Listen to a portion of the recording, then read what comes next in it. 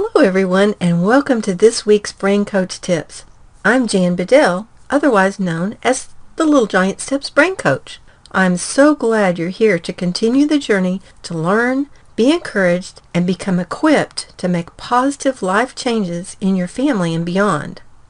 You know I said I was the brain coach. You probably didn't even know you needed a brain coach. Well, let's look. These days you might have a fitness coach, a nutrition coach, a life coach. I've even heard of a success coach. If the brain controls everything that you do, which it does, why not a brain coach? Each week we'll be exploring a different aspect or application to show you how to develop a neurodevelopmental approach to life in general. Today we're going to talk about the 3 keys to learning anything. Remember last week we talked about receiving information? That's information coming into the brain. Another way to say that is inputting information. Now our society is pretty much output-based, especially our curriculum and even the way we treat our toddlers. We're always asking for output. In other words, we would ask a child, what color is this? Instead of telling him, this is red. You might ask him to identify a letter instead of telling him what the letter is. This is one of the places I want to ask you to think differently. We want to give input before we're asking for output. So today we're going to learn the 3 keys to inputting that will help you teach anything and your student learn everything. If you input information with frequency, intensity, and duration, you will be amazed at the accomplishments of your students. Let's look into frequency. This is the number of times someone is presented with the same information. You know, you may have had to reread something to get that information in. Frequency is the number of times the same information comes in. As homeschoolers, we would just love for us to be able to tell the child one time and they've got it. That would be our dream, right? Well, sorry to tell you, dream on. It's not going to happen. The child needs frequency. Let me give you an illustration. There's a dad that really loves books, and he would read to little Johnny all the time. He would just have stacks of books, and he would go through and tell him about the animals and read to him about different things. And he had so many books that he didn't get back around to telling little Johnny the same, or showing him the same picture of a giraffe for a long time. Mom decided to try out this frequency information that she had just learned. She took about 8 to 10 pictures of animals. When little Johnny was at his high chair for breakfast and for lunch, she just flashed the cards up with about 1 second interval and told him giraffe, elephant, pig.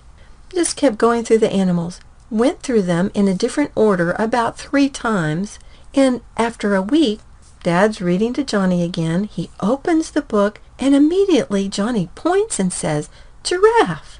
Well, Dad is so proud of himself. He's going, wow, look at here, I'm teaching my boy something. When really what happened is Mom did the frequency it took for him to be able to output that information.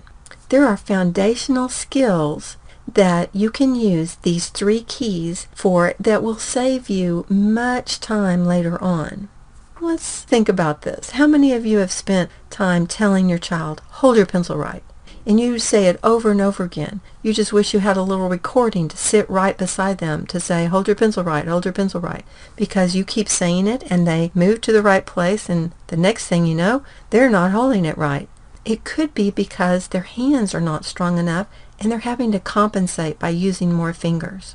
Well, I've had the incredible privilege of having my grandchildren live with me since they were born.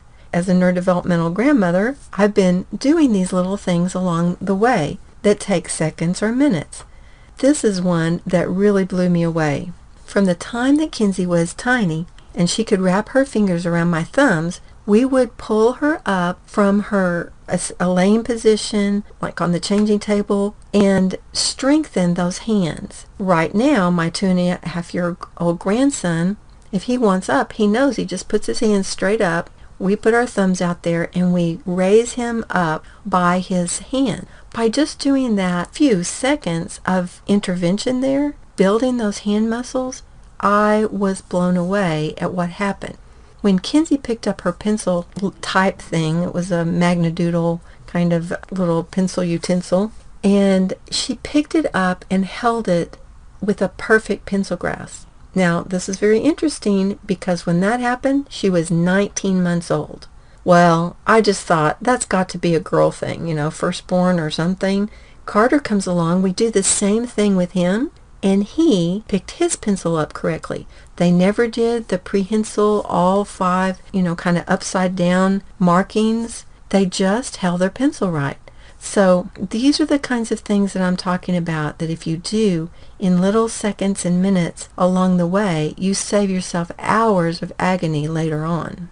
Intensity is how strong that information comes in, or how strong the interaction is with you when that information is being inputted. So if you don't like history, for instance, get somebody else to teach it for you. Because if you go, well, this is George Washington, and he was our first president, and, well, he did a lot of good things, the child is not going to be liking history too much. You want somebody that's enthusiastic and very into their subject matter to give the intensity.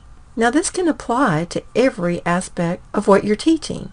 Let's take potty training, for instance. Oftentimes, the intensity is on the wrong thing. You go, oh, you wet your pants again. Why didn't you tell Mama? So if the intensity is turned around to where little Johnny goes on the pot for the first time, some people give a high five and, oh, good, or finally it's happening. If you have a really good, intense reaction, it makes all the difference. There was one couple that really honed in on this, and when they were potty training their child, and he went where he was supposed to go for the first time, they came in there and oohed and awed and gave big hoorays, and then they started doing a swing dance just to celebrate and singing along the way. Well, Johnny couldn't wait to get back on the pot to see what was going to happen next. That interaction was so intense. So you see how if you're intense with that information, it's going to stick a lot better. That's why it may be confusing for you sometimes where somebody can remember everything about a car, but they can't remember what the letter is or a word to read. That has to do a lot with intensity, because interest also is involved in intensity. So if you have a child that loves horses, teach history through horses. You could have them study the Oregon Trail just through the eyes of a horse. Or you could study the Roman kind of period with chariot, or study Indians and how they used horses. There's all kinds of things that can be done to add intensity to your study. These 3 keys to inputting information, frequency, intensity, and duration, are all the basis of how we created our product's Early Learning Foundations, Level 1, 2, and 3. In Level 1, for instance, there's an activity called the number of the day. There's 8 different cards that have the number 8 on them. And so when you're studying 8, these cards are all over the house. And the detective in the book says, find the number of the day in the house. And they run around and say, there's the 8, there's the 8, there's the 8. Well, those 8 stay up all during the day, too. So not just during that particular activity.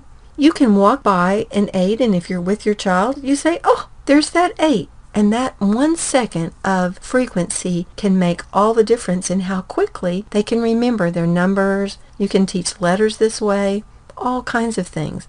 But those are the type of things that are built into the Early Learning Foundations as one aspect of them. You can find that at littlegiantsteps.com on our store. The 3rd key is duration. Duration actually has 2 aspects. It's short periods of time during the day, and then over time, over days or weeks or even months sometimes. The really cool thing about homeschooling is you don't have to be like public schools. You don't need to spend 45 to 60 minutes per subject. I was a homeschool teacher, and I was also a public school teacher. And the main reason that you need extra time is so you can get around to everybody. You don't really have that when you're at homeschool. Here's a good illustration that shows the difference between traditional school, like in a public or private school, and a homeschool situation, using these 3 keys: frequency, intensity, and duration. Mike was a very frustrated young man when he came home from school one day with an algebra assignment that he didn't understand. He was so mad at the teacher, saying the teacher didn't even teach him.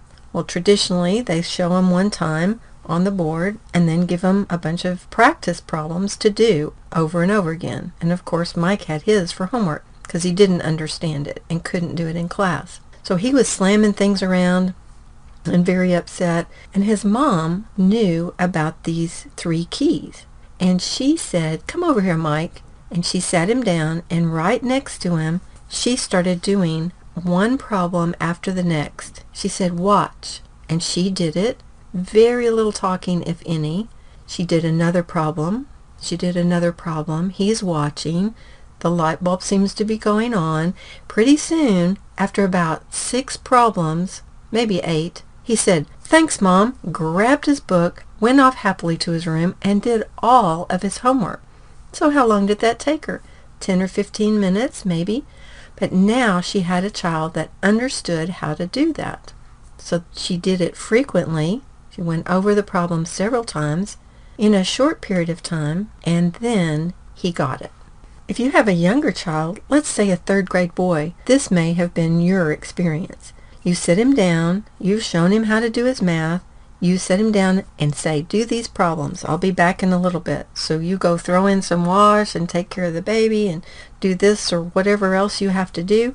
When you come back in, that 3rd grade boy is typically upside down in his chair building fuzz castles on the floor with his carpet fuzz. The intensity is gone, I'll just have to tell you. So this is where I'm asking you to think differently. You're going to sit down with that little guy. You do one problem, he does one problem. You do a problem, he does a problem. We call it 50% input. Remember, input before you ask for output. Some people look at me when I say that with this horrified look like, "Isn't that cheating? We can't do their work for them." This is how we think differently, because when you're inputting the information, that's what you do when you're sitting down with them, then you're really teaching. And then they're going to be able to output in amazing ways. Another place I'm going to ask you to think differently about inputting and outputting is math facts. You know, what we typically do is hold up these cards, 5 plus 4, with nothing else on there. This is really an output or a test. I don't know if you've ever thought of it like that, but that's not a drill, and that's not working on math facts. That's requiring some output. If it's not in there good, it's not going to come out good. The same thing with drill sheets. If you're doing a drill sheet and say, "Get faster at this, get faster at this," but if they haven't had input, they're not going to be able to do that, and it's just going to be frustrating.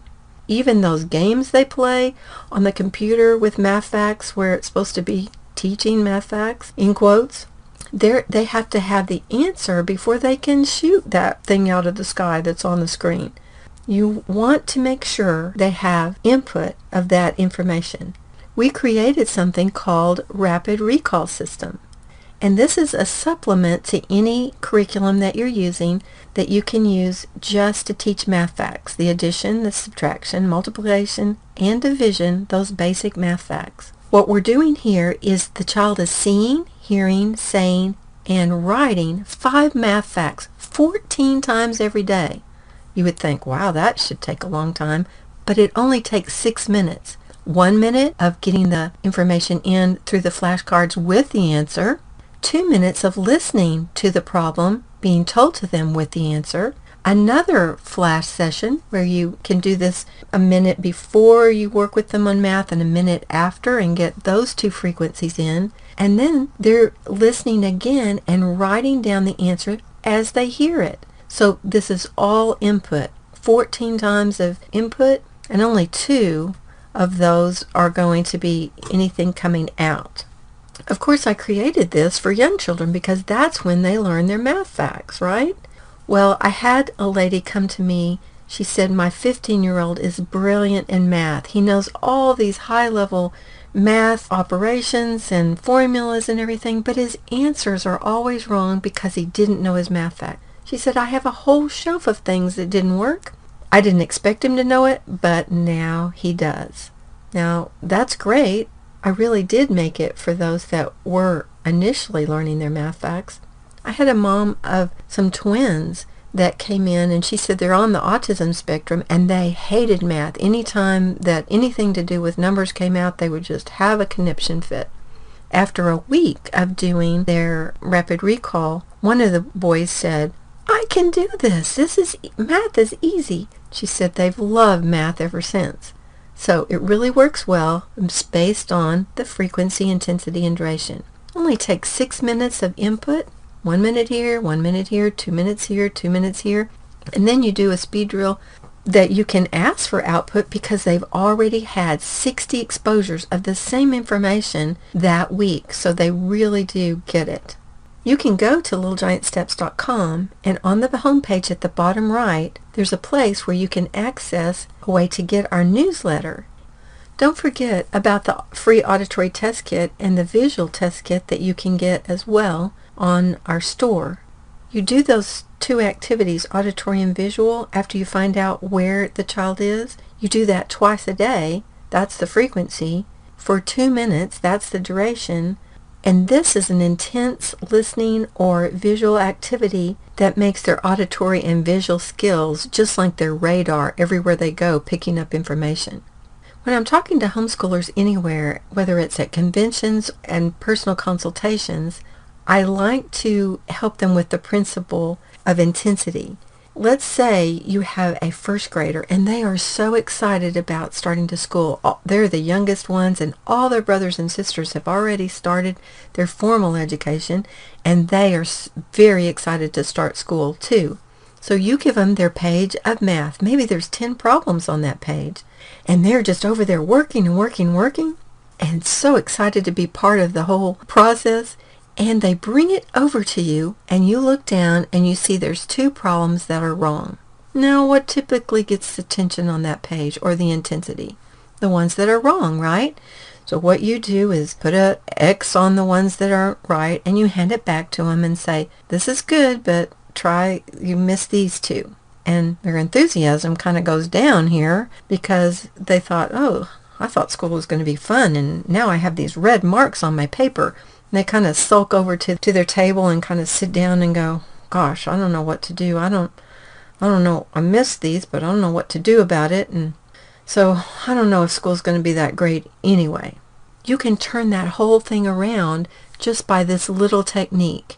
When they bring you their paper, have these little bitty stickers that have smiley faces on them, or just have a really pretty color and put check marks by all the ones they got right. And exclaim about it as you're doing it. "Oh, you got this one right. You got this one right. Oh, this one was really hard. You got that one right. This is amazing. Let me show you about these 2." And you do those 2 for them. Remember, you didn't like the output that you got, so you're going to input. So they take the paper back, and they're so excited. "Look at all these smiley faces on my page, and I got all these right, and this is so great." And they look down and they see Mom's handwriting on their paper. They say, "Well, that will never do," and they erase it and put it on there themselves, which gives them another input. Even if they didn't go to that trouble in that last part, they've still had the input to be more successful last time. And just think of their attitude in going into math the next day. It makes all the difference. Intensity is amazing. You may be wondering how these 3 keys apply to older students, because I did say these 3 keys could be used for learning anything. Frequency, intensity, and duration can be used for things like history or science. So what you can do with subject matter is record short bullet points of information from that chapter, or say a vocabulary list of words. You give the word, the definition, you maybe use it in a sentence, and then you do that for the 10 vocabulary words.